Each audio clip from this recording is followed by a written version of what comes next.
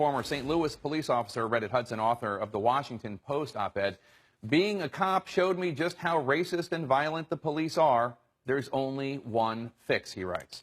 Thanks so much for being with us, officer. Appreciate it. As a former police officer, do you think it's the case that if Tamir Rice in Cleveland or Eric Garner in New York or Michael Brown in Ferguson had been white, they might be alive today? Potentially. I just saw a video yesterday on Facebook where someone was illustrating the difference between how white subjects and black subjects are handled. And it showed a middle-aged, maybe a little bit older white guy in the middle of the street with an assault rifle. And it had the audio tape of the calls that went in complaining about this guy walking down the street with an assault rifle. And the police arrived and listened to him for 10 minutes tell them what they would and wouldn't do about him having the assault rifle. Ultimately, they approach him after about 10 minutes. He puts the gun down, they unload the gun, sit down next to him, and begin a conversation. It's not audible what they're discussing, but if that had been Michael Brown, if that had been Eric Garner, if that had been any black man in this country, I believe he would have been fired upon almost immediately, as was tragically 12-year-old Tamir down in Cleveland, where the officers hadn't even exited the vehicle before they opened fire on this kid. Yeah, it's a tragic story. And you of course, bring this very interesting perspective. Having been a member of the St. Louis police force, you write in your op-ed, many of my peers were deeply racist. How widespread do you think this problem is? I think it's widespread. I think it's widespread. And early in my career, there was a website that was established called St. Louis Cop Talk. And you could go on that website anonymously, which is very important, without leaving your name, and express any point of view about anything that you wanted to. And largely the dialogue on that site was so racist and vitriolic and angry as it was directed towards the black community in St. Louis that ultimately at some point the site administrator had to shut it down. It's a major problem. And the anger that you see in the streets right now is in no small part due to the fact that you do have officers that bring that racism to the job and the power to act on it. And I don't want to leave you with the impression that it's only white officers that abuse their authority. It is not. You have some black officers that do it, Asian officers, Hispanic.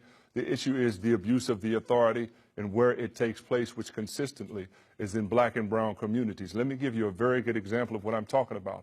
When you saw the aftermath of the Michael Brown shooting, when you saw that rage, when you saw that anger, prior to let you know what the environment in Ferguson was with the police and the community, prior to Michael Brown being shot, there was a black man who was arrested during a traffic stop, taken into the station, beaten while he was handcuffed, and then charged for bleeding on the officer's uniform. No, I know that. I'm dead serious. Yeah, no, I know. We've talked about that case on the show before. But of course, that's the environment. The trust, of course, goes two ways, and police officers have a very difficult job.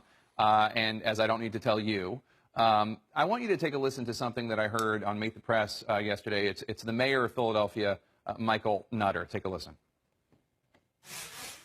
You, in essence, have the citizens who want to be protected, right, who are now increasingly afraid of the police, and you have some police officers, right, who are increasingly afraid of the community.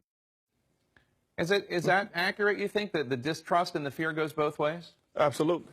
Absolutely. And the first step towards resolving that, if you want to have real dialogue, you have to have both sides fully acknowledge what they've contributed to the breakdown in the relationship. I've seen it more from the community side. I have never consistently seen it from the law enforcement side. We stick to the narrative that, our lives on the line, we take these risks every day. How dare you ever question any decision I make? If you understood what my training was, if you understood what it was like to be in a situation when you had to make a split-second decision, well, here's the thing.